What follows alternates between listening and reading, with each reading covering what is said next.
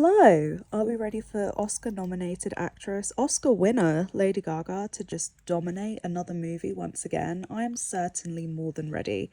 So here is me turning myself into her version of Harley Quinn.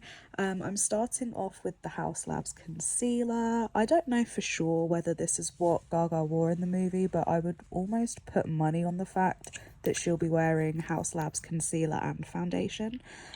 You'll see I'm actually putting this on with a mix of a sponge and my fingers. I do now have the Haus Labs concealer brush, which I really enjoy. I do recommend. I didn't have it yet when I filmed this, so I would say there's nothing wrong with blending the concealer out with your fingers. It actually works really well, but I definitely prefer the Haus Labs concealer brush. I know they have a foundation brush too, and I haven't used that yet, and I think it's because I like the smaller brush because it gives me a smaller area to work on, so I can kind of have more control over what I'm doing. Next, with my hair was actually damp when I did this, and I just brushed it into place and then hairsprayed it, and I think having it damp made it easier to get that slick back look. And then I pretty much just got it where I wanted it and sprayed it into place. So that's what I did for my hair. I was also really lucky that my hair kind of matched a little bit how Gaga's is in the movie. I had like my brown roots growing through with blonde at the ends, so it already looked kind of Harley Quinn when I styled it like that.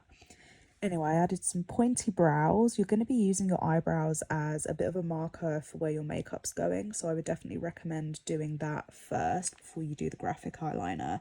I added a little bit of simple eyeshadow, and then I got on to doing the eyeliner with Haus Labs pigment paint in black. This was my first time using this product. I'm going to be honest, it's not my favourite. For this, it worked because I was doing like a kind of messy clown look.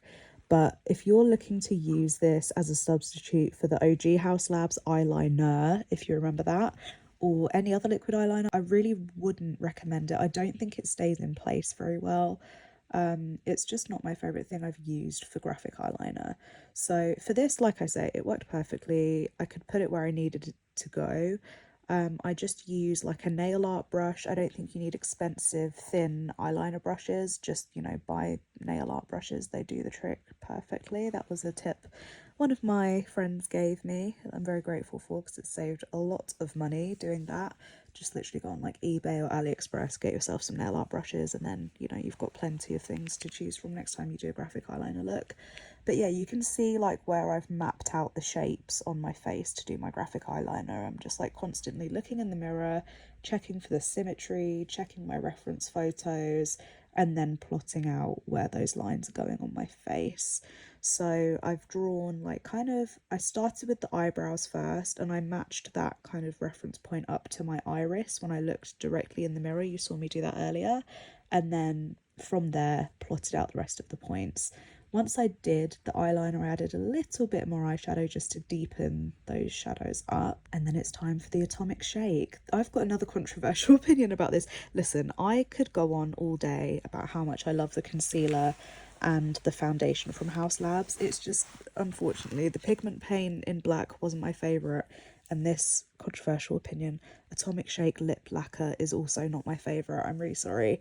You know what? I think for its purpose, it absolutely nails it. And remember, it was made to be an on-stage product for Gaga to wear when she's singing, and it needs to be a red lip that stays shiny and stays put. For that, it's perfect. For me as a general consumer, it doesn't work because when I go out for dinner, I can't touch it up, because once this thing is on, it's either on all night and then you take it off, or that's it. Like if you eat an oily meal or something, and I know you're not supposed to mix oil, but even just like if it's been on for a while and you want to touch it up in a few places where maybe it's gone a little bit thin, it's really hard. It's not buildable once it's set. So this just isn't my favorite. But anyway, I added a little bit of contour and a little bit of powder, and then jump scare, I'm back again, and I've completely just like messed up the makeup, but I messed it up on purpose. I just smudged everything and then went back in with my brush to add the details back in from where they got a bit lost from where I smudged all the makeup. God, the Harley Quinn really jumped out there for a second. But yeah, that is pretty much all there is to it. I've shown you kind of both how to do the more clean Harley Quinn makeup, and then the more messy one is quite self-explanatory. So I really hope you enjoy this. Here's some pictures and some videos of me and my partner. I dressed him up too. Thank you so much for watching. I hope you enjoyed and I can't wait to see the movie. Best wishes and kisses. Mwah!